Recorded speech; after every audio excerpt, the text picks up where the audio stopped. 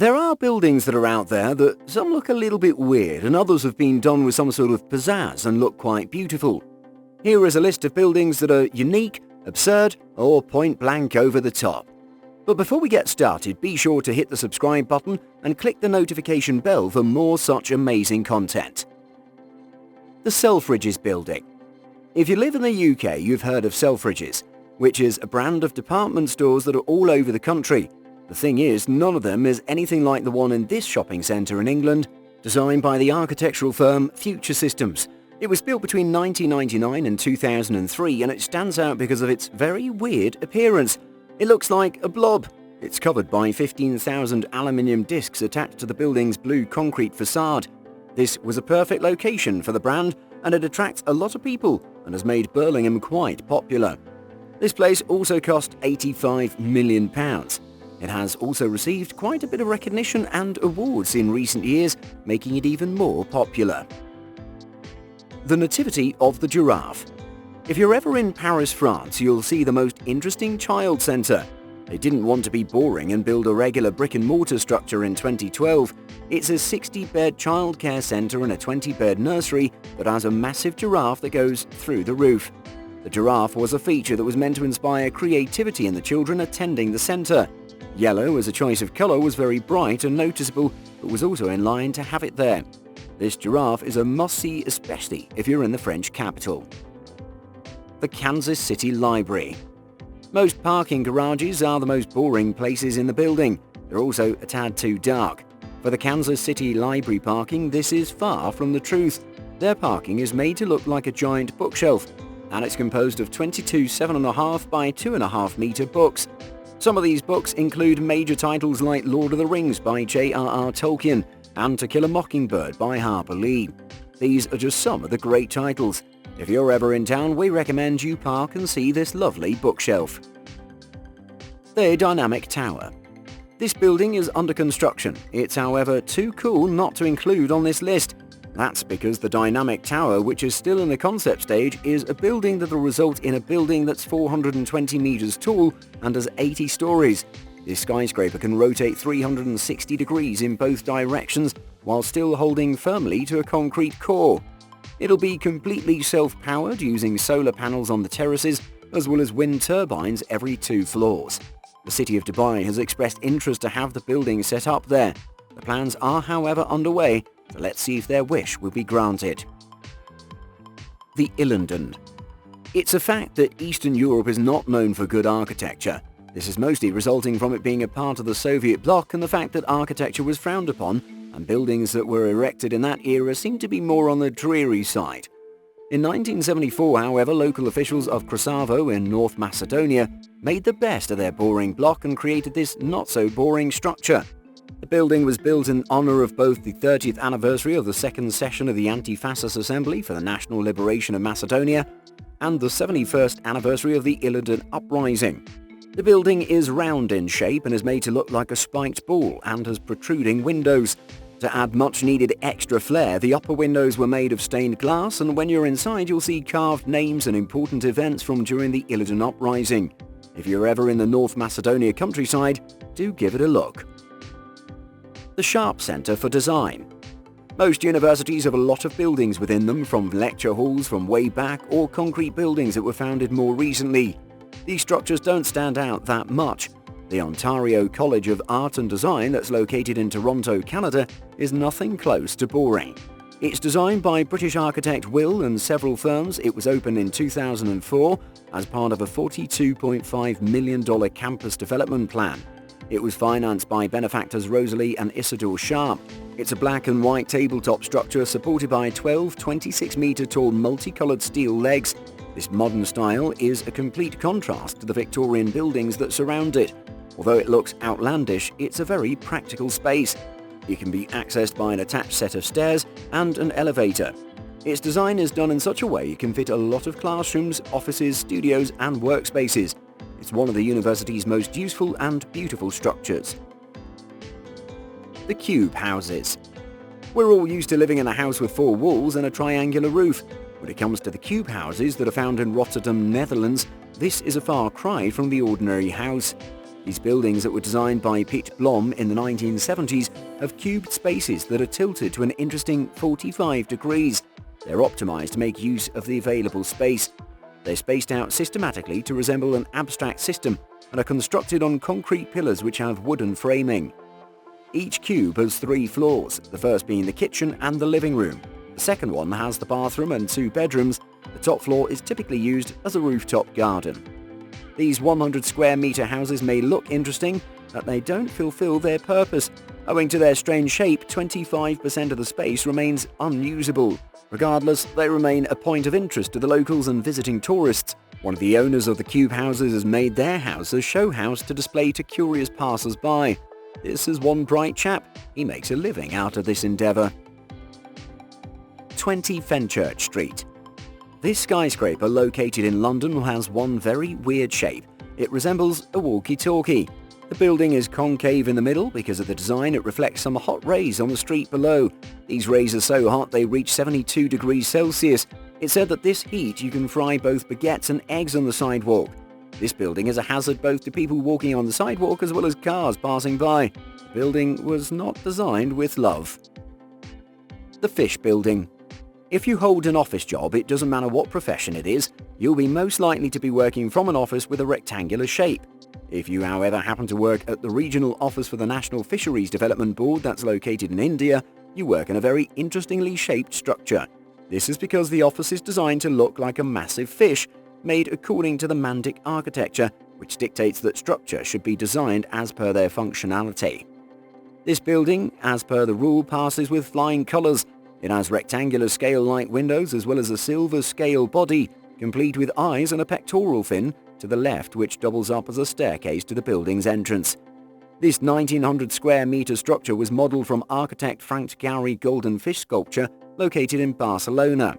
The two share many design elements. This building has indeed become a landmark in the area. The Teapot Building. Of all the economic sectors out there, few are as lucrative as the tourism industry. Tourism is said to bring millions, if not billions, to the local economy. Around the world, facilities have been built and created to accommodate this thriving industry. Out of the many touristic destinations out there, there are few which are as outlandish as the Teapot Building. It's located in a city that is on China's east coast. This is a 10-story, 5,000 square metre teapot and holds several cultural exhibitions. The building is modelled after a red clay teapot that originated from the eastern province of Jiangsu in the 15th century, and as such covers a whopping $6.4 billion investment project and has turned this place into a tourist city. This city is said to have a mall, stage show, cinema, water park and a theme park. Its financier, Wang Jianlin of the Dalian Wonder Group, is eager for this city to reach the status quo of Disneyland. This building can rotate at 360 degrees. And though its 38-metre height might play a big role in arriving at its advancement, reaching the heights of Disneyland is a bit of an overarching vision.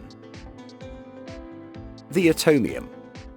People in the past did not think that buildings in the future would be quite so iconic. The Atomium building in Brussels, Belgium is a one-of-a-kind building, unique in every sense. It was built as part of the Brussels World Fair and designed by architects André and Jean to embody the rapid scientific advancements of the era. They somewhat succeeded. When you look at the iconic atom-like structure, you're blown away. It's supposed to look like the single unit of an alpha iron crystal magnified 165 billion times. The structure is composed of a total of 9 spheres that are connected by 3-metre tubes that enclose a set of stairs, escalators, as well as lifts. Of these 9 spheres, 6 are accessible to the public. One has permanent exhibitions from the 1950s. Another one has temporary exhibits that are meant to be used as a multi-purpose facility. Another is used as a panoramic viewing area and restaurant. Another is also used as a workshop for children. This structure is a popular destination for tourists and locals alike. The Dancing House. Prague is a beautiful and historic city, capital of Chechnya, and has buildings that date back to 100 years, and as such, architectural history has remained untouched for 2 centuries. After Prague was bombed by its allies in World War II, part of its historic architecture was brought down. One such place was an apartment block. This apartment block remained untouched for decades. In 1986, the owner of a nearby hotel, Viando Milanic, brought up the idea of putting up a new building next to his neighbour Václav Havel. Václav ended up becoming the president of the Czech Republic in 1993. Before his election, the construction of the dancing house began in 1992. The project was headed by both Milanich and the highly acclaimed architect Frank Gehry and was completed in 1996. What they created was a building that, even though it was using classic materials, looked like it was moving. This was, in a way, considered to be a deconstructive style. They pulled this off by splitting the building into two parts. The curved dancing part of the structure is essentially a glass tower that narrows in half its height and is being supported by curved pillars. This tower was then covered by 99 concrete panels of different shapes and dimensions that give the building its shape. The second part of the building is a more static shape. It, however, still stands out because of the curved moulding and underlying windows. These features also led to the building appearing in a series of gold 2000 Czech koruna coins and also gave it symbolic meaning. According to Milanich, the building design transitions from static to dynamic appearance and represents Czechnia's transition from a communist to a parliamentary democracy. The dancing house has then become one of Prague's iconic buildings. The Dubai Frame. Without saying Dubai is a city of excesses, this building stamps that assumption. The building is a massive picture frame that took a lot of resources to build it. To make the 150-meter tall and 93-meter wide frame, builders used over 9,900 cubic meters of reinforced concrete, 2,000 tons of steel, and 2,900 square meters of laminated glass. This was to give the frame its distinctive exterior look. More than 1,500 gold-colored stainless steel pieces were used. This was done so that it resembles the Expo 2020 Dubai logo. The building is also incredible on the inside. It features a lift that carries visitors up 48 floors in only 45 seconds to reach the sky deck. This is where locals and tourists alike can get a fantastic view of the city. There's something quite unfortunate about all of this. The Dubai Frame's design was stolen. The design was stolen from a contest, the Elevator Award, which has always been held since 1988 to encourage innovation in design when it comes to elevator designs. The Dubai Frame was the winner for the 2009 rendition of the competition. Designer Fernando Donis should have received $100,000 as well as retaining the copyright to the design. This would allow him to negotiate an even bigger contract with the Dubai municipality and government. He says he never received any of these things, yet the city of Dubai slightly modified his design and used it without giving him any credit. He's currently fighting the city of Dubai on a lawsuit regarding the same, and as of 2018 the issue was still pending. We hope he's able to convince the judge and get what rightfully belongs to him. The CCTV Headquarters. CCTV might not be well known in the West. It, however, has its home in China as one of the big telecommunication providers. It serves 1 billion viewers in a total of 6 languages. Its headquarters do stand out and are a loop of horizontal sections built in 3 different phases. These phases were brought together by a series of bridges, and at 473,000 square meters take up so many offices, second to the Pentagon in terms of size. Upon its completion by architect Rem Koolhaas in 2012, this 51-story building with a 234-meter tall skyscraper certainly stood out. It also stood out because of some negative reasons. The building has a weird shape. It might come across as lewd. The locals refer to it as das Kucha, which translates as a pair of boxer shorts. To some people it looks like the image of a woman on her hands and knees. Koolhaas denied it. The New York Times suggested that the building contrasted the existing conflicts at work and in society. It doesn't end there. This building was also not doing so well during construction in 2009. This is because another building in the area, the television center, caught fire after being ignited by fireworks. The inferno led to the death of 1 fireman and the destruction of a nearby hotel. 20 people were charged for negligence. Before moving to number 1 on this list, how about a bonus topic? This is a hotel. This was, however, before photographer Victor Enrich decided to reshape and reimagine it.